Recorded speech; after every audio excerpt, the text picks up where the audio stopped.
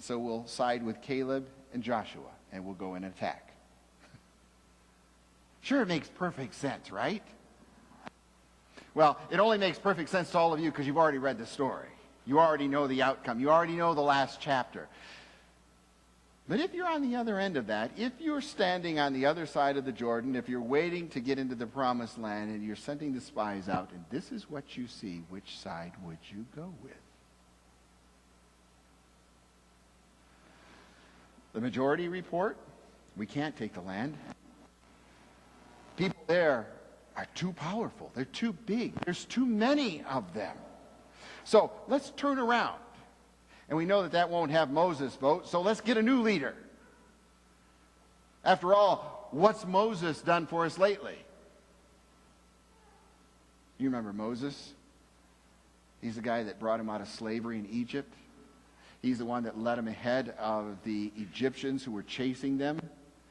He's the one that brought him by the sea. And when they thought they would perish, Moses, with God's help, parted the seas. They walked across on dry land. The Egyptians were swallowed up by the sea as they pursued them. When the people complained because they were hungry, Moses went to God and he says, Lord, what are you going to do? He says, I'll give them manna. When they complained about the fact that all they had was manna, which was kind of bread, God gave them quail. Every point along the way, when the people complained, Moses responded with God's help. So I can see why they were wondering, what has Moses done for them now, right? You know, I'm not probably the brightest character on the face of the planet, but I think that even in that particular situation, had I known what I know now, had I known what Moses had done, I probably could have made the decision to say, you know what? I think we ought to stay. I don't think we ought to go in there. The people are too big. The people are too numerous. The people are too large. However, if Moses says we go, we go. This guy seems to be spot on. He seems to have a real connection with God. But that's not the way they went. How about us? We look around the area. We joke sometimes because we live on Church Street. No, it's called Hague Road, but we live on Church Street. There's probably 8 churches within a mile on Hague Road. All the way from Castleton Christian all the way up to Heartland or Harvest Church up on 96 in Hague. And we look around and we say, what have we got to offer? We're a small congregation. They're bigger. They're stronger. They're faster. And there's more of them. The only thing is this is where God has planted us. This is where God has put us. And he's put us here for a reason. God doesn't plant his people anywhere that he doesn't desire them to be. He doesn't put them anywhere where he doesn't provide them with everything they need to do what they need to do. Too often I think we side with the majority report that says we're too small, they're too big, they're too fast, there's too many. They're too affluent, we're too small, they have too many resources, we have none.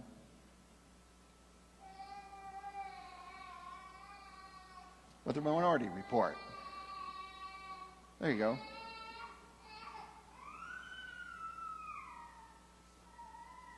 Minority report said that the land was plentiful and rich. However, the thing they needed to know most about the promised land was that God was in control. That was it. You see, I think that Caleb and Joshua could have not even gone into the promised land, and they would have come back with the same report. We need to go in. We need to take possession. Why? Because God told us to take possession. That's enough. For them, it was a foregone conclusion before they put one foot inside the country. Now it was just a matter of scouting it out to see what was there. We can do it, they said. And that's where we are as a congregation. We can do it. I want to draw on another saint, apostle, certainly a man of God, John Calvin. Listen to what he said about this particular passage. He said the 10 spies tried to dissuade the people from foolishly advancing to the land which was, in their estimation, impossible to win. And they were right.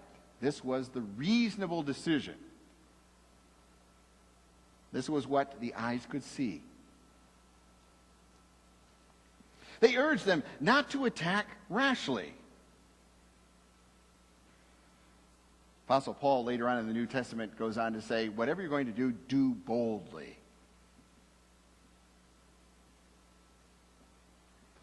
Well, they were a little timid at this point, weren't they? He said there's a very powerful enemy to whom they would be far from equally matched. But Caleb and Joshua opposed them with confidence. We shall conquer the land. They didn't say we could, we might. They said we shall conquer the land.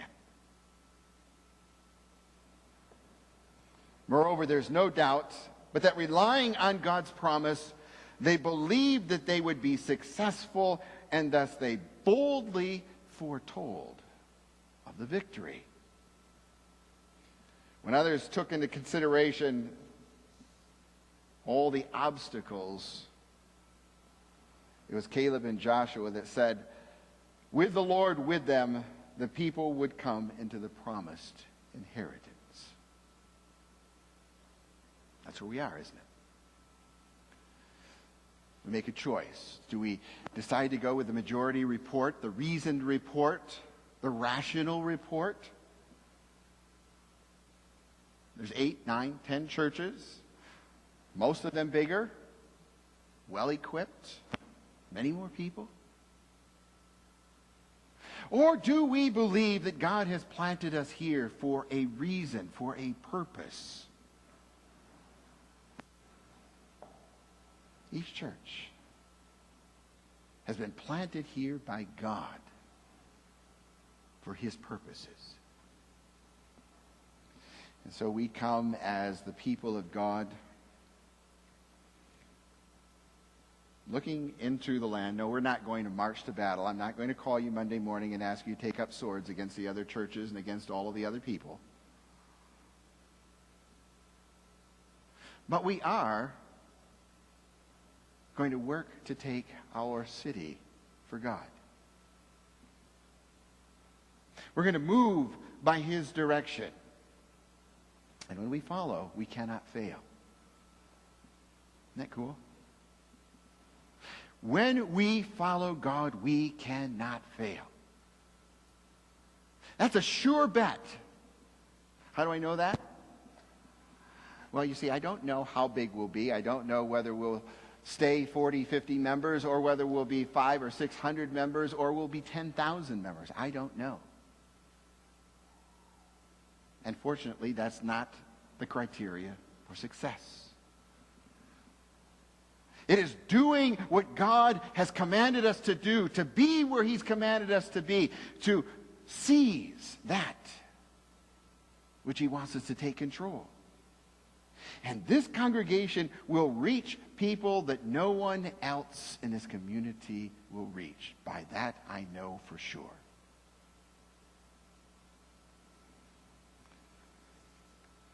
I want you to hear some of your own words. Now, sometimes our voices get lost. Like the spies, we get driven by fear. I want you to go and move by faith. And so I want you to even hear what happens when your voices are unguarded. And we ask you those very same questions. Well, kind of those same questions. We asked you, what obstacles would we need to overcome in order to complete this mission? Isn't that what Moses is asking?